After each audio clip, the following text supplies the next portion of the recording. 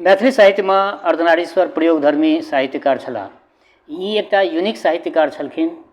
ई मैथिली साहित्य का इतिहास और विज्ञान दुनू से समन्वय कऽ कऽ चलल छलखिन। बहुत किछु हिनका लिखबाक छलनि, लेकिन समय से पहले चलि गेलखिन। ओकर तऽ मलाल हमरा सबके सब दिन रहत, लेकिन जे किछु लिख कऽ गेलखिन ओ पटल पर में राखब से हम हिनका कहि कहने छलियनि जे सर अहाँके सब रचना जे छै से हम राखब। तऽ आइ हिनकर जे छै से, हालांकि जे दिन से हिनकर ई सूचना भेटल हँ ओहि दिन से जे छै से हम यूट्यूब पर में बढ़िया से नहीं रचना दऽ रहल छियै।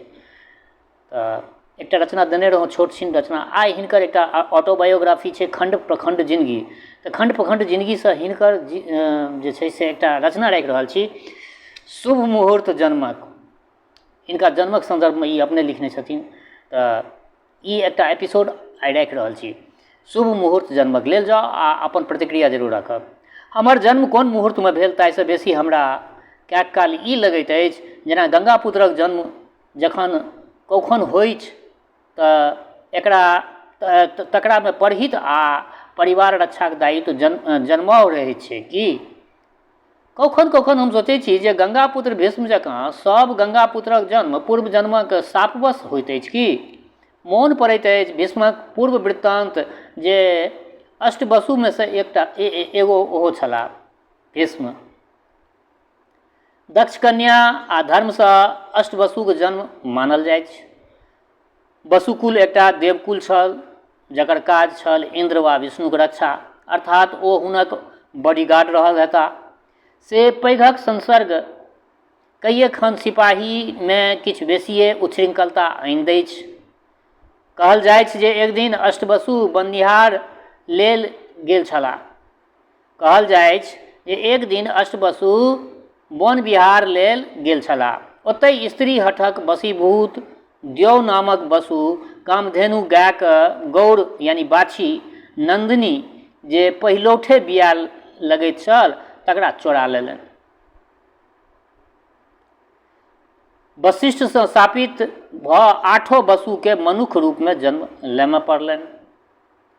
चूँकि और 7 के संसर्ग दोष मात्रक अपराधी होबाक कारण जन्मक बादे मुक्ति भेटलनि, मुदा द्यौ नामक वसु के चोरी के अपराध में दीर्घ जीवन पृथ्वी पर बितबय पड़लनि।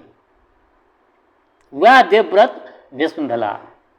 देवव्रत के आजीवन कुमार रहक प्रतिज्ञा के पाछाँ सेहो भऽ सकैत छै जे पूर्व जन्म कारण रहल हो। जाहि स्त्री हट से ओ शापित भेलाह ताहि स्त्री हट से ओ मुक्त रहैत तेँ अविवाहित रहलाह ओ। मुदा तैयो स्त्री हुनक पाछाँ नहि छोड़लकनि। अपमानित आ तिरस्कृत अम्बा शिखंडी रूप में हुनक मृत्युक कारण बनल। हमरा तऽ कईएखन भीष्मक स्त्री मनोविज्ञान पर किताब लिखऽ के मोन होइ छै। खैर से सब बाद में। एखन तऽ संजोग कने नीक छल जे हमर जन्म भीष्म जन्म से इतर नक्षत्र में भेल छल।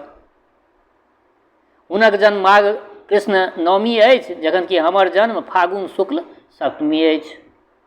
मुदा झंझट तैयो छल। कि विद्यालय पंजी में लिखल जन्मतिथि हमर सही जन्मतिथि थिक? ई उद्वेग हमर छात्र जीवन ही से हमरा मथा लागल छल। ई विसंगति अपना सब ओतऽ होइ छै श्रोतागण। हमर माय हमरा सभक टिप्पणी वाला ज्योतिषी स्वर्गीय बालकृष्ण झा से लिखा लैत छली, बनबा लैत छली आ तकरा सम्हारि कऽ रखैत छली। तेँ हमरा हमर शेष जन्म कुंडली तऽ प्राप्त भऽ गेल। मुदा एहिमे 2टा समस्या छल हमरा समक्ष।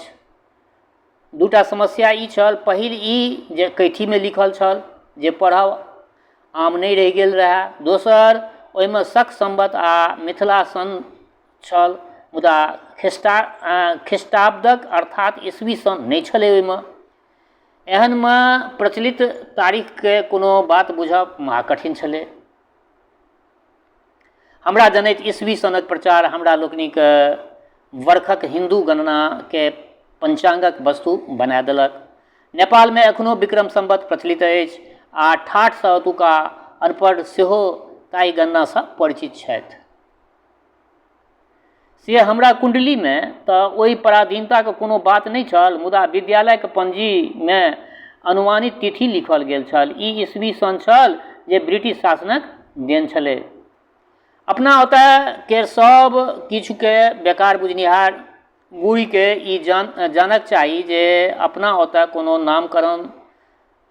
नामकरण तक में उचित तर्क ताकल जाइत छल। जखन कि ग्रिगोरियन पंचांग में जूलियस सीजर अपना नाम पर जुलाई रखलनि आ तकरा 31 दिनक बनौलनि, आ तऽ हुनक बाद जखन अगस्त राजा भेला तऽ ओ तकर बादक मास नाम अगस्त रखलनि आ एकरो 31 दिनक ओ बना देलखिन।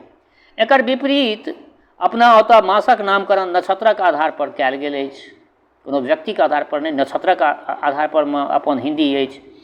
पूर्णिमा तिथि के हरेक मास में ओहि मासक लेल निर्धारित नक्षत्र विशेष में चंद्रमा होइत अछि, अर्थात चित्रा स्वाति में पूर्णिमा दिन चंद्रमा के रहबाक कारण मास भेल चैत, विशाखा अनुराधा में रहबासँ बैसाख, ज्येष्ठा मूल में रहलासँ जेठ, पूर्वाषाढ़ उत्तराषाढ़ सप्तविशा में रहलासँ आषाढ़, श्रवण घनिष्ठा में रहलासँ श्रावण, पूर्व भाद्रपद उत्तर भाद्रपद भाद्र या भादव, अश्विनी रेवती भरणी सँ अश्विनी कृतिका, रोहिणी सँ कार्तिक, मृगशिरा उत्तरासँ रहलासँ मार्गशीर्ष यानी अगहन, पुनर्वसु पुख रहलासँ पौष, मघा अश्लेष सँ माघ तथा पूर्व फाल्गुनी उत्तर फाल्गुनी वा हस्त के रहलासँ फागुन मासक नामकरण भेल अछि। एहिसँ ई ध्वनित होइत अछि जे प्राचीन भारतीय नक्षत्र विज्ञानी अनेक वर्ष के खगोलीय अध्ययन के बादे एहि निष्कर्ष पर पहुँचल हेताह। संगे इहो जे अनेक समूह एहि काज में लागल रहल होयत आ तखन सामूहिक विचार विनिमय के पश्चात अंतिम निर्णय धरि पहुँचल हेताह।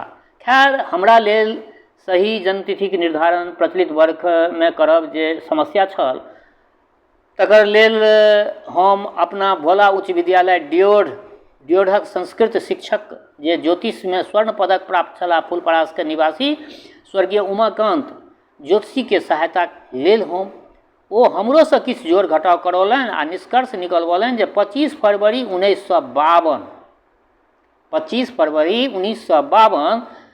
मतलब अर्धनारीश्वर के जन्म तिथि निकालल गेल तऽ निकललनि 25 फरवरी 1952। बहुत दिन धरि इएह सब मानैत रहलहुँ, मुदा 20वीं सदी के अंत आ 21वीं सदी के प्रारंभ भेला पर हम अपना दुनू पुत्रक जन्म कुंडली बनयबाक प्रयास में लागल रही। हमर मित्र सहकर्मी तथा बाद में समैध स्वर्गीय दयाकांत झा स्वयं ज्योतिषी के आचार्य छलाह, मुदा हुनक अभिरुचि व्याकरण में अधिक छलनि। दोसर दिस हमरे जकाँ अंग्रेजी के व्याख्याता मुदा गायत्री संस्था युग निर्माण योजना से जुड़ल स्वर्गीय RS लाल के जन्म कुंडली बनायब हॉबी संगहि सहायक आय स्रोत सेहो छलनि। ओ स्वर्गीय झाजी से अनेक प्रकारक जानकारी लैत रहल छलाह। दोसर दिस झाजी लाल साहब लग जतेक प्रकारक निर्माण सामग्री छल ताहिसँ प्रभावित छलाह। से हुनकासँ हम अपन दुनू पुत्रक संग संग अपन जन्म कुंडली बनावल। तदनुसार हमर जन्मतिथि ठीक 18 फरवरी 1952 या भेलनि हुनकर अर्धनारीश्वर के जन्म तिथि 18 फरवरी 1952। आब हम एकरे अपन जन्मतिथि मानै छी, कारण ई हुनका लग एकटा किताब छलनि जाहिमे 1901 सँ 2000 ईस्वी धरिक पंचांग छल, जाहि आधार पर में ई निर्धारित कयल गेल छल। 21 फरवरी 1952 के पहिल आम चुनाव संपन्न भेल तऽ हमरा में स्वतंत्र विचार करबाक आ दृढ़ प्रतिज्ञ भ एसगरो अपना पथ पर चलबाक पाछाँ कहीं हमर जन्मकाल तऽ नहीं रहल अछि। बेर बेर देखब आगू। तऽ ई हिनकर ऑटोबायोग्राफी देख रहल हेबै, खंड प्रखंड जिंदगी से ई ओ एपिसोड हम रखलहुँ हँ जाहि एपिसोड के हम एहिपर नहीं अपना यूट्यूब पर में नहीं रखने छलियै। कएगो एपिसोड हिनकर हम रखने छलियै आ एहि बीच में जे छै से दोसर किताब में से हिनकर रचना सब राखल जाइ छल, लेकिन आइ विचार भेल जे हिनकर ई चूँकि देहांत भऽ गेलनि हँ तऽ आइ हिनकर हम ई एकटा अविस्मरणीय ऑटोबायोग्राफी में से खंड प्रखंड जिंदगी में से ई एपिसोड रखलहुँ हँ। एहि एपिसोड पर में अहाँ सब अपन प्रतिक्रिया संपूर्ण सुनब। कनिए टाबक एपिसोड छै, 10 मिनट से अंदरे में छै, एकरा सुनि कऽ अपन प्रतिक्रिया राखब। जनक नंदिनी जगदम्बा के कृपा अहाँ सब पर बरसैत रहै। शुभकामनाक संग जय मिथिला, जय मैथिली।